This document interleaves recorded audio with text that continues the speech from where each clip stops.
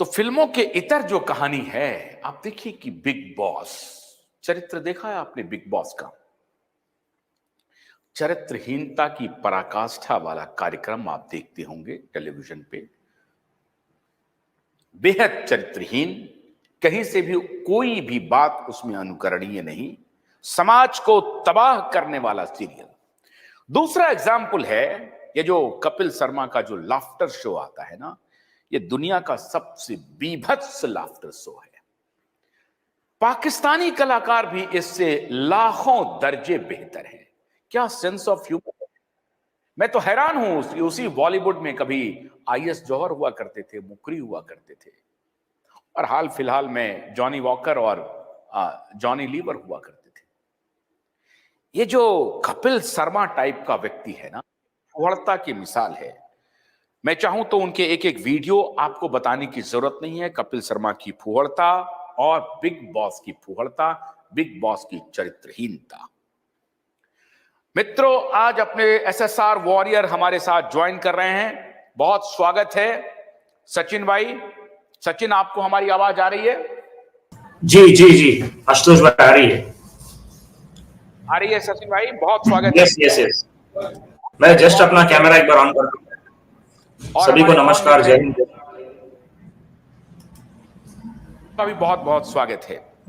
सचिन भाई, आज आपसे शुरुआत करना चाहेंगे। ये जो हमने तस्वीर दिखाई है, जिसमें जो लड़का हमसे मिलने के लिए आया मुंबई से दिल्ली, और खास तौर से हमसे मिल करके ये बताने आया कि साहब ये जो किंगपिन है ना, ये एक नहीं है, कई लोग हैं।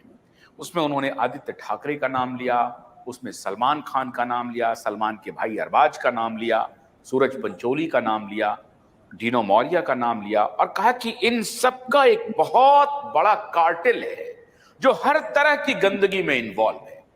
मैंने कहा कि क्या आप इसे ऑन कैमरा कहेंगे? कहेगा साहब मेरी जान को खतरा है।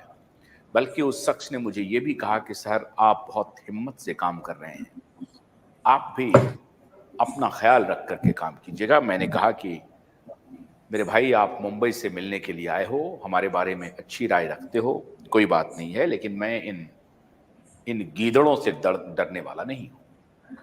इन्हें मैं गीदड़ समझता हूं। अगर ये अच्छे चेहरे के पीछे इतना बीभत्स खेल कह रहे थे।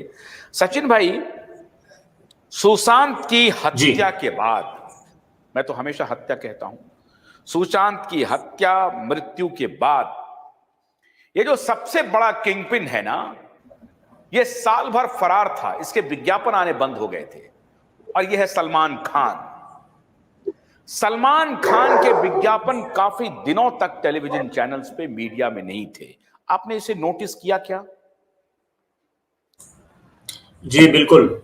In fact in the lockdown in लोगों का टोटल धंधा बंद पड़ गया था, और जब से लॉकडाउन में सभी लोगों ने देखा है अर्नब गोस्वामी ने किस तरह सुशांत सिंह राजपूत और दिशा सालियान के केस का कवरेज कर दिया। ऐसा लग रहा था कि टोटल ये जो गटरवुड इंडस्ट्री है ये अपने आखिरी चरण पे है, और ये टोटल डेमोलिश हो जाएगा, और डेमोलिश हो भी चुका है। यहाँ पे प्रॉब्लम क्या है मैं आपको बोलता हूं।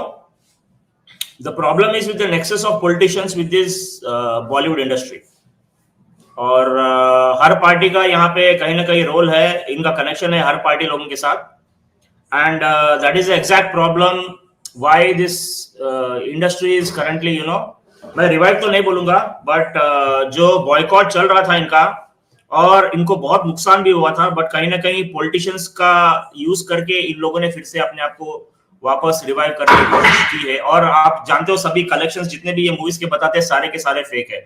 पठान, जवान, जितने भी अब तक लॉकडाउन के बाद या सुशांत के मर्डर के बाद जितने भी इन लोगों ने अपने मूवी के कलेक्शन बताए, सब फेक है, एवरीथिंग इज फेक। और बिल्कुल आपने जिस शख्स का नाम लिया है उनका बहुत बड़ा इन्वॉल्वमेंट है सुशांत के केस में, और दिशा सालियान और सुशांत का जो केस है वो कनेक्टेड है। दिशा सालियान का केस एक बार ओपन हो जाएगा, ऑटोमेटिकली सुशांत का केस भी ओपन हो जाएगा, और सारे किरदार आपको मालूम हो जाएंगे। 3 साल से जब हम लोग जुड़े थे 3 साल पहले, तो सब डिस्कशन हो चुका है यूट्यूब चैनल्स पर, और मेन स्ट्रीम मीडिया पर जैसे रिपब्लिक में, और अर्नब गोस्वामी ने अपने चैनल पे क्लियरली इंडिकेट किया है कि वो कौन कौन लोग थे उस रात 13 तारीख को जिन्होंने सुशांत की हत्या करवाई।